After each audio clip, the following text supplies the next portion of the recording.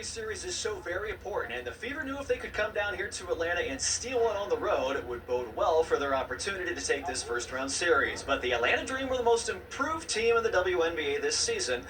Tied for second, they ended up as the 3 seed, but here on their home court tonight, they take Game 1, 80-68, and the early edge in this first-round series. They're fast, they're long. They make you work throughout entire possessions. Offensive rebounds that we gave up at end of clocks, or when we played really good defense. So it's a lot of little things. I like where we are. I'm proud of our group for continuing to fight. The Fever had some great energy early on. They came out and built a 9-point lead in the first quarter. Kelsey Mitchell scoring 9 of those as the Fever took that lead all the way to the quarter break. Indiana maintained that lead into the early part of the second quarter. Then the midway point of the second into the tail end of the first half is when the Dream really started to take over. A 16-5 run at the end of the second quarter had Atlanta with a 7-point lead going into halftime. Fever came out in the third quarter, had another little run left in them. Lexi Hull with a 3-pointer, but the Fever were able to hit only 2 of 15 of those on the night. Kelsey Mitchell had a 27-point performance, and she squared the game at 40-40 midway through the third, but it was all Atlanta after that. Ryan Howard, 20 points. Alicia Gray with 20 points. Atlanta was just bigger. They were more physical, more aggressive offensively. They simply hit more shots than the Fever did on this night. 80-68 by the time it was all done. Atlanta takes a 1-0 series lead, and the Fever will face elimination at home on Tuesday. And offensively, we got to be the one that punch first. Literally, you got to be the one that, throw a couple punches first. When it comes to making an impact on the game, you can't allow them to do it for you. I think you give yourself an edge here as a home team. So when they punched us hard. It's sure to be an electric atmosphere at Gainbridge Fieldhouse as the playoffs come back to Indy. If the Fever are able to even things up, they'll come back here to Atlanta for a Game 3 on Thursday night, but an all-important Game 2 coming up on Tuesday. At Gateway Center Arena in Atlanta, Brad Brown, WRTV Sports. This is the CBS 4 News. The Colts are now 2-0 for the first time since 2009, and that is a reason for us to celebrate here on this Sunday. Thanks for joining us. I'm Beershal May in for Max. He has the night off. Well, the Colts got that win in the final seconds of the game at Lucas Oil Stadium. We will talk about all things Colts coming up here, but first, let's get back into that Colts Blue Zone because the Colts are now 2-0 at the start of this season for the first time again since 2009, and it all came down to a field goal. Our Chris Woodlick is joining us now. He was inside of Lucas Oil Stadium. Chris, this really wasn't your average winning field goal. I know it was the last minute, and all of us kind of had that heart-racing moment, but this was different. A 60-yard miss, a penalty, and another opportunity. Well, the Colts might tell you this was just another game, but after gifting the Broncos a win last December in Denver that snuffed out Indy's playoff hopes, this one meant a little more, and the Broncos paid back the favor. After a wild first quarter, the Colts and the Broncos kept scoring. Daniel Jones connects with Jonathan Taylor out of the backfield for 6. Indy trails 21-20 at the half. Fourth quarter now, 28-23 Denver. It's Taylor again. He wants this one. Rips off a big gain, 68 yards. He had 200 scrimmage yards. Colts add another field goal. All right, last play of the game. A Bronco penalty on the field goal gives the Colts another shot. And after missing from 60 yards out, Spencer Shrader was true on a 45-yard game winner. And the Colts somehow, some way, rally for victory, 29-28. Great, gutsy, gritty team win. Talked to those guys at halftime in the locker room. Hey, this second half, we got to go win in the fourth quarter. To get 2 back-to-back wins at home in front of our home crowd, the atmosphere out there was electric. Crowd showed up. It was awesome. We felt, throughout training camp, through, kind of last week and beginning of the season, we felt like we're a good offense, can play with anybody, and we gotta keep building on it.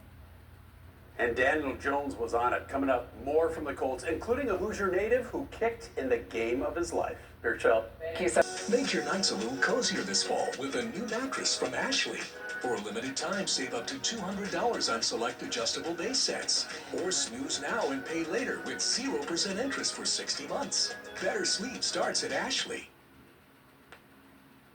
The Indianapolis Colts clinching a close game against the Denver Broncos inside Lucas Oil Stadium.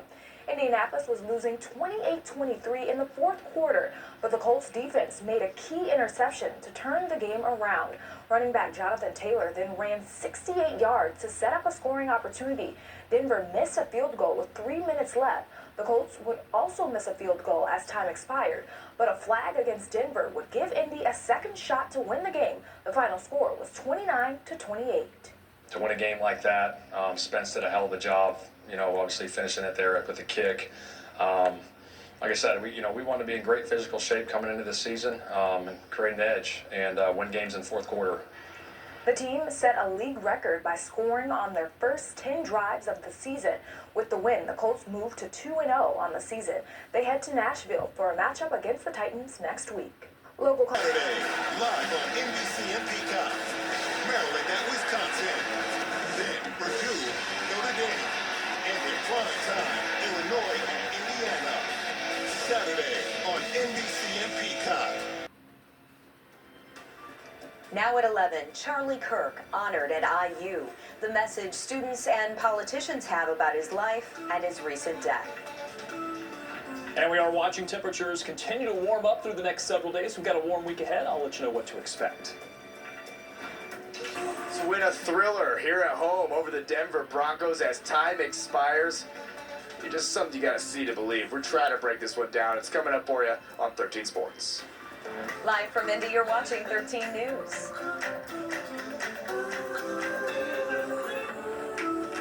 Shrader.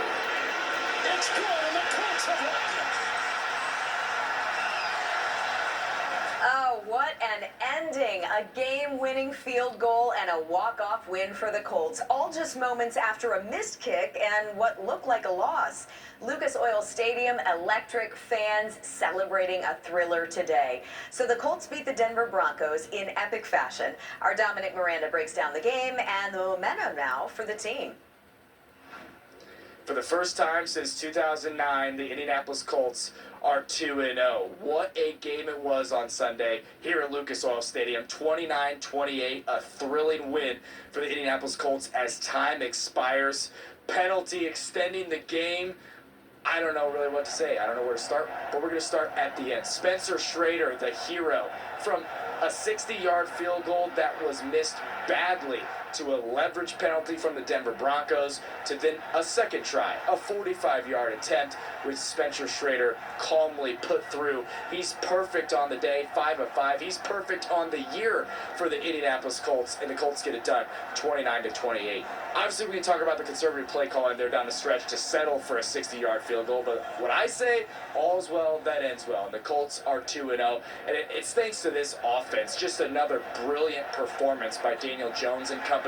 Nearly 500 yards of total offense, getting a ton of pass catchers involved. Jonathan Taylor, an awesome performance as well.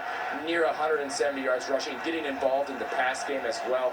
Spencer Shrader, the hero. Shane Steichen, after this one. Gritty team win. Talked to those guys at halftime in the locker room. Hey, this second half we got to go win in the fourth quarter. But to get 2 back-to-back wins at home in front of our home crowd, the atmosphere out there was electric. Crowd showed up. It was awesome. We got to go do it again every week. So we got a division game coming up, but great win for our team today. There's a great energy about our team, I think, about our offense, about our group. I think we're executing at a high level. I think there's still things we need to do better. I think, you look at some of the red zone stuff today and, things we can sharpen up down there. Reset your mentality. You're getting another opportunity. Whatever happened in the past, you just got to flush it. You got to rethink about your mentality. It's keep your eyes down, follow through straight, and hopefully that thing goes through. And I was able to do a good job of resetting in that instance and hitting a good kick for the team. The second that goes through is what goes through tonight. I don't know if anything did. I got swarmed so fast. I looked up, I saw it going through, and it was like bang. It's just joy. That's the only emotion that you're feeling. The only criticism you can really say about this Colts team is that they settled for field goals in the red zone rather than scoring touchdowns. The vibes in this Colts locker room are a bit different than they have been in recent seasons. There's no question about that. Daniel Jones deserves his flowers. That coming in, the perception around the Denver Broncos defense, one of the best, if not the best, in the National Football League. And the Colts offense had their way with it all night long. Really impressive stuff from this Colts team, and all that matters is they're 2-0 for the first time since 2009, and they head to the first division game next week in Tennessee. We'll see if this team can keep it going. We'll have much more analysis for you on WTHR Plus and tomorrow on Colts Wake Up. Be sure to keep it locked right here on Channel 13. For now here at Lucas Oil Stadium, I'm Dominic Miranda, 13 Sports. Thank you, Tyler. A stunning and unlikely finish at Lucas Oil Stadium where the Horseshoe escaped with a last-second win. We'll have a reaction from the victorious locker room. And playoff fever. Indiana Indiana looks to win its first postseason game in a decade. Highlights and reaction after this timeout. At Ashley's Fall Savings Event, when you buy more, you save more with up to 25% off your entire purchase. Or buy now and pay over time with 0% interest for 60 months. Celebrate cozy season this fall at Ashley. Welcome to the DMV. Hello, DMV MVPs. We are here to serve you. You guys, you started wearing makeup, stopped eating tuna. Oh, hey. You see what I see? The connection between them? Or the menstrual pad stuck to her skirt? I love every single person that works here. We're one big happy family. We've got a jumper. Now serving CBS October 13th. Are you a billionaire yet? None of your business. I'm proud to tell you. It's time There's got to be a movie here. for the new season of 60 minutes. 60 minutes. 60 minutes. 60 minutes. 60 minutes. You can talk about whatever you want. You know why? It's 60 minutes. It's your show. Sunday, September 28th on CBS. How about that? This show is really going to change my life. Sunday, October 19th, part of CBS Premiere Week. We'll just be here waiting for the new season of Georgie and Mandy, CBS October 16th. It's so loud in here. Oh, man, this is awesome. That power. Oh, my goodness. What a performance. NCIS. It's a night you've never seen. NCIS Tuesday, part of CBS Premiere Week. Watch it Monday, October 13th, part of CBS Premiere Week and streaming on Paramount Plus. Time for sports. I'm Chris Woodley. Last Sunday, Daniel Jones and the Colts vanquished that hideous opening day winless streak against what now appears to be a very shaky Miami team. If they could repeat that feat against Denver's dominant defense, that would open eyes around the National Football League. Well, Colts Chief Operating Officer Carly Ursay-Gordon in her normal spot right there on the sideline. Broncos up 7-3. Daniel Jones connects with rookie Tyler Warren. This kid is tough. 41 yards, leads to a field goal at 7-6. Later, Jones connects with Jonathan Taylor, heads upfield, 43 yards on his own, sets up a 1-yard TD plunge by Jones. The Colts have a 13-7 lead. They score in their first 10 possessions of the season. That's a new NFL record. The streak ends here. Warren is stopped on 4th and 1 from midfield. Well, Denver scores 2 straight touchdowns. The Colts have an answer before the half. Jones fires deep for Alec Pierce, 44 yards. Then 2 plays later, Jones to Taylor for a 7-yard score. Broncos lead 21-20 in a wild and woolly first half. Well, the Colts defense had a much stronger second half.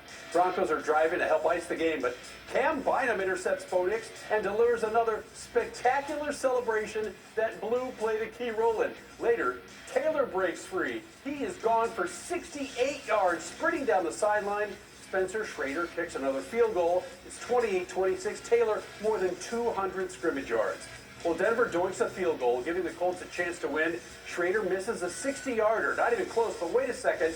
The Broncos flag for leverage. That's putting your hand on an opponent or a teammate and pushing off to propel yourself into the air to block the kick. 15-yard penalty. That makes the field goal a 45-yard try. You saw the result. Shrader boots it right through, and the celebration is on. The Colts score an improbable 29-28 win. Jonathan Taylor, a massive performance. The Colts with no turnovers again, but way too many penalties. CBS Sports' Dave Griffiths has much more from victorious Lucas Oil Stadium. The first spark of hope for a Colts comeback came courtesy of Cam Bynum's red zone interception. This is one of those games that I'll remember for the rest of my life. There's only probably one other game in my life that I'll always stick with.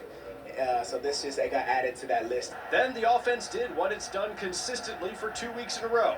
Move the ball and score.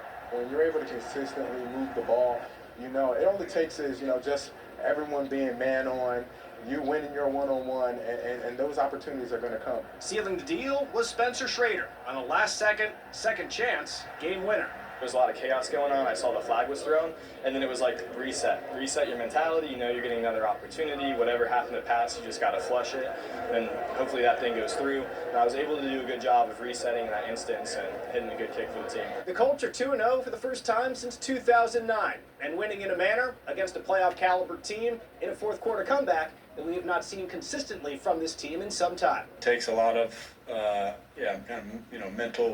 mental toughness, competitive stamina to be able to hang in there and kind of go back and forth, keep battling. As long as there's time on the clock, you have a chance.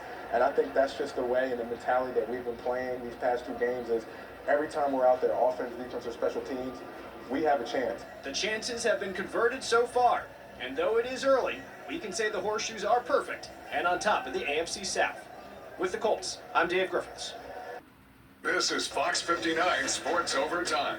Hello and welcome to Sports Overtime here on Fox 59. I'm Chris Hagan, and what a day at Lucas Oil Stadium. The Colts with a chance to do something they've been unable to since Peyton Manning was the quarterback, start the season with back-to-back wins. Carly Ursay-Gordon in her normal spot, right on the sideline, taking it all in. Broncos led at 7-3 when Daniel Jones connects with Tyler Warren. Look at the rookie go. 41 yards to move the chains, led to a Spencer Shrader field goal, made it 7-6. Later, Jones hits Jonathan Taylor, who's going to head upfield. 43 more yards, explosive plays galore. Set up a 1-yard touchdown plunge by DJ. Colts with the 13-7 lead. They score on their first 10 possessions of the season. That's a new NFL record, but that streak would end with Warren stopped on a 4th and 1. Later, Denver scores 2 straight touchdowns. The Colts have an answer before the half. Jones fires deep for Alec Pierce. 44 yards leads to this. Jones to Taylor, 7 yards for the TD. Broncos led at 21-20 at the break. Second half, the Colts defense stepping up much better. Broncos driving to help ice the game, but Cam Bynum intercepts Bo Nix and delivers another of his trademark celebrations, getting together with Blue in the football. Then it's Taylor once again, breaking free, going 68 yards. This time he will not drop the football. He won't score either. Goes right down the sideline. Spencer Shrader kicks another field goal to make it 28-26. Denver misses a field goal, giving the Colts a chance, but Shrader misses from 60 yards. Blue inconsolable, but wait. The Broncos flagged for leverage. That's a 15-yard penalty. And Shrader will not let the second chance go by wasted from 45 yards. Much easier, and it goes right through. The Colts celebration is on from the top to the bottom. The Colts flirt with disaster, but live to tell the tale. 29-28, the final from Lucas Oil Stadium, and our Dave Griffiths was there. The first spark of hope for a Colts comeback came courtesy of Cam Bynum's red zone interception. This is one of those games that I'll remember for the rest of my life. There's only probably one other game in my life that I'll always stick with. So this just got added to that list. Then the offense did what it's done consistently for 2 weeks in a row. Move the ball and score. When you're able to consistently move the ball, it only takes is, just everyone being man on, you winning your one-on-one, and those opportunities are going to come. Sealing the deal was Spencer Shrader on a second chance game winner. There's a lot of chaos going on. I saw the flag was thrown, and then it was like reset your mentality. You know you're getting another opportunity. Whatever happened to pass, you just got to flush it, and hopefully that thing goes through. And I was able to do a good job of resetting in that instance and hitting a good kick for the team. The Colts are 2-0 for the first time since 2009, and winning in a manner against a playoff caliber team in a fourth quarter comeback that we have not seen consistently from this team in some time. Takes a lot of mental toughness, competitive stamina to be able to hang in there and kind of go back and forth, keep battling. As long as there's time on the clock, you have a chance. And I think that's just the way and the mentality that we've been playing these past 2 games is every time we're out there, offense, defense, or special teams, we have a chance. The chances have been converted so far, and though it is early, we can say the Horseshoes are perfect and on top of the AFC South. With the Colts, I'm Dave Griffiths. Yeah, Dave, you can't win them all until you win the first 2. Now, talk Colts. We never apologized for a win. It wasn't pretty, but the Colts, like I predicted, John, 2-0 for the first time in 16 years. Well, I'm going to tell you what, Chris, a couple of things. They're 2-0. That's great. We know about the whole record. If you're 2-0, you get off to that start and the probability of making the postseason. But they did it with some good fortune. When's the last time you saw them be 2-0 and then win by virtue of good fortune? Normally they are on the other end of that. Plus, the fact that Daniel Jones has been absolutely lights out in the first 2 weeks as quarterback. The defense struggled today. Shane Steichen down the stretch, decision-making struggled big time. But you take advantage of the good fortune and they got that, and they're 2-0 headed to Nashville coming up in week 3 Sunday. What do you think Daniel's mindset must be as compared to a year ago in that season he had in New York when they just cut him loose and he gets a rebirth, earns the job, you see why now, goes out there and does some things that have never been done before? Yeah, this place stinks. This job stinks. I hate being here. It's 6 years. I'm 20 games under 500. Everybody blames me for everything. Everybody says I suck. So, yeah, I mean, anywhere is probably better, right? But then you get the opportunity, Chris, here because the opportunity was going to be. They hadn't decided on their quarterback situation. And he comes in, and he has been exactly what Shane Steichen had talked about what he wanted, and that's a sound decision maker. But even better than that, Chris, he has been incredibly accurate so far this season. When was the last time you felt that good up and down the field about the decision making of the quarterback? And oftentimes, especially when they're in a group, Chris, it feels like that they are third and short in a lot of those situations, too. Everything seems manageable, but I think Daniel Jones, as a quarterback, has been more than just a game manager, as we've seen in the first 2 weeks. Yeah, 1 game and 2 games don't determine a season, but you win the first 2 at home, both of them against AFC opponents, and now you hit the road for a division game. The stage has been set for something special, at least in the early stages of this season. You got that right. Within the division, Cam Moore, the rookie quarterback, tied 0-2 on the season. You can go 3-0 and feel incredible. It's going to be fun to talk about this for the first time. Last 2 weeks in a row to start the season, talking about the Colts in positive fashion. It's been a long time coming. I can't wait to do it tomorrow at 3, Chris. You got to be there with me. Maybe you'll pick the Colts to win next week, John. Hey, thanks for the time as always, JMV. Listen to him on the radio starting at 3 tomorrow and back here with us next Sunday. See you, John. You got it, Chris. Let's hit a break. When we return, we'll head back to Lucas Oil for team coverage of this big win.